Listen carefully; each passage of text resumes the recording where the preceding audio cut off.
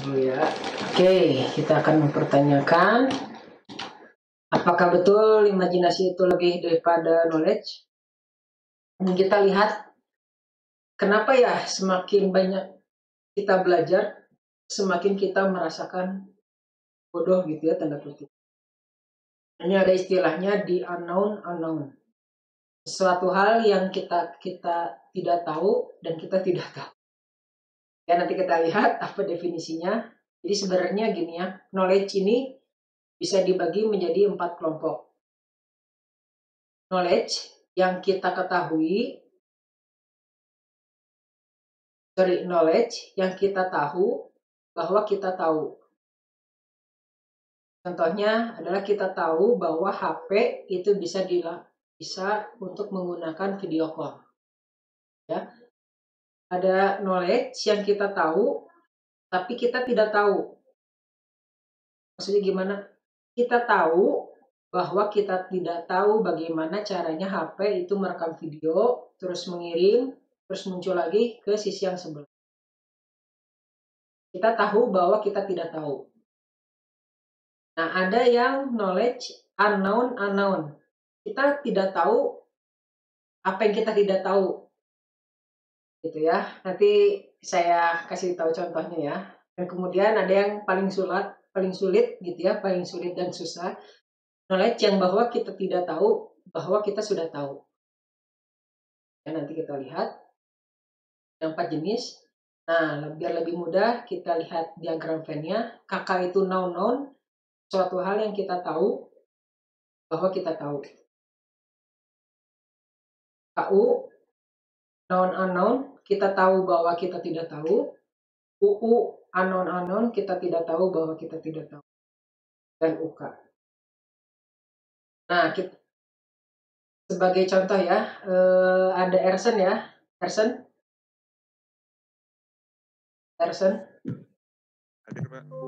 Ya, coba sebutkan satu istilah yang khas orang stay. Istilah yang khas anak stay, piezoelektrik mungkin Pak. Apa? Piezoelektrik ya. Nah, buat orang yang belum pernah dengar piezoelektrik, nah piezoelektrik itu masuknya ke UU. Ya. Setelah Ersen bilang piezoelektrik, nah piezoelektrik itu pindah dari UU ke KU. Nah, definisinya apa, Ersen? Dia kalau dialiri listrik bisa bergerak gitu Pak. Bisa ya, kalau dialiri listrik bisa bergerak, fungsinya untuk alarm gitu ya. Nah, sebagian dari piezoelektrik itu pindah ke KK. Ya, piezoelektrik itu adalah suatu hal yang bergerak, dialiri listrik. Contohnya adalah jadi apa? Alarm. Nah, ketika tadi Ersen menjelaskan piezoelektrik, kenaun kita nambah sebesar 1 kilobyte kurang lebih ya. Tapi yang kita tahu bahwa kita tahunya itu nambahnya 1 megabyte ya. Jadi penasaran kan, alarm apa aja sih yang dipakai piezoelektrik? Piezoelektrik itu besarnya segimana? Cara kerjanya seperti apa? Gitu. Jadi ketika disebut piezoelektrik, saya tahu bahwa saya tidak tahu cara kerjanya. Contohnya selain alarm apa lagi, komponennya seperti apa, listriknya seperti apa, dan sebagainya. Jadi ketika kita belajar, KK-nya nambahnya 1 kilo, KU-nya nambahnya 1 mega. Ya. Nah, gap antara KU dan KK ini membuat kita merasa bodoh, tanda kutip ya. Padahal sebenarnya ilmu pengetahuan kita bertambah. Ya, tadi yang UU-nya pindah ke KU. Nah, kadang kan kalau kita lihat di komen orang-orang ya, di website, itu banyak orang yang sok pinter ya. Kenapa? Karena selisih antara KK dan KU-nya ini tipis. Jadi sok pinter dia. Nah, kalau orang yang senang belajar, kakaknya besar, tapi KU-nya jauh lebih besar daripada orang yang sok pintar tadi. Kakaknya kecil, tapi KU-nya juga kecil, jadinya sok pintar. Ya, kalau misalnya belajar terus, ya gap antara kakak dan KU-nya bakal semakin. Tapi UU-nya bakal pindah semakin berkurang. Ya, perlu contoh lagi nggak ya?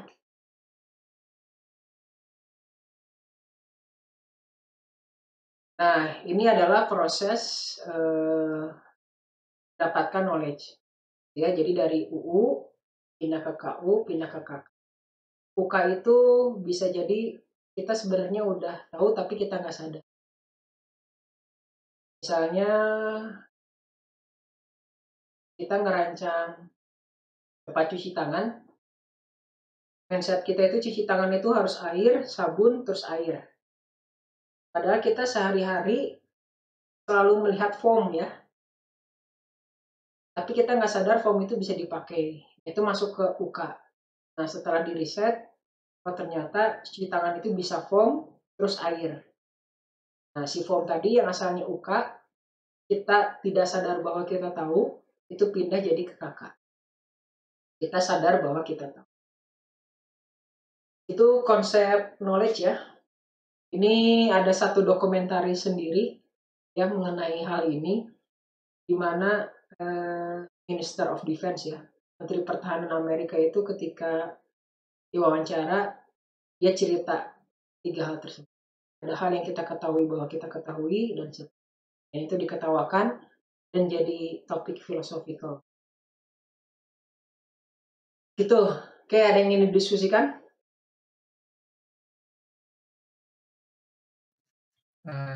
Satu Mbak Wildan, ini sesi satunya beres ya Pak? Tadi ini sesi 2 sih. Bentar banget emang sesi 2-nya. Oke.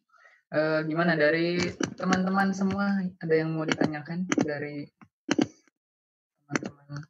Ini ada, boleh tolong ditulis judul film dokumenternya tadi. Kata Paparama. Oh ya, YouTube ada sih. Coba googlingnya unknown known, langsung muncul. Itu ya Paparama ya, unknown known katanya. Teman-teman ada yang mau didiskusiin tentang sesi 2 ini? Kalian ada yang merasa gitu nggak sih? Semakin banyak belajar, semakin merasa banyak tidak tahu.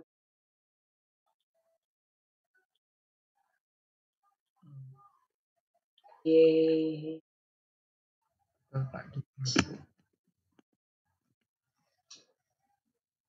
Kayaknya kita lanjut lagi aja.